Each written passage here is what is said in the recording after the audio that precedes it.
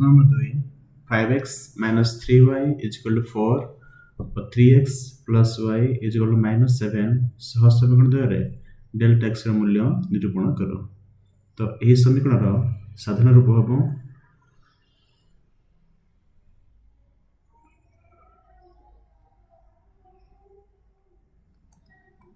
5x minus 3y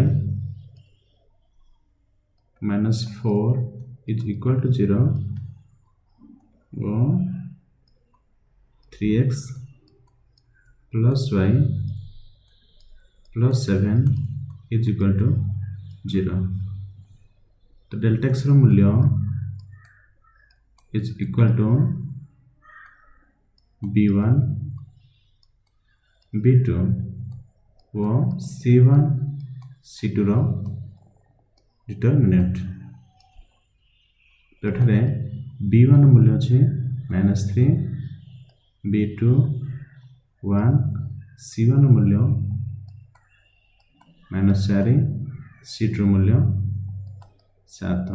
यार determinant बाहर करिया हमें इक्वल टू -3 × 7 गुणन 1 × -4।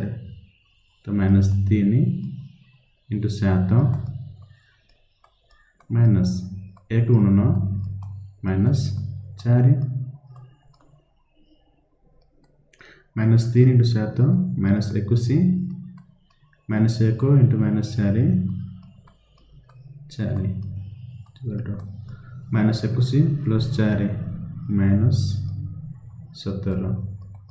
तो डेल्टा x ର मूल्य आसला डेल्टा x इक्वल टू -17।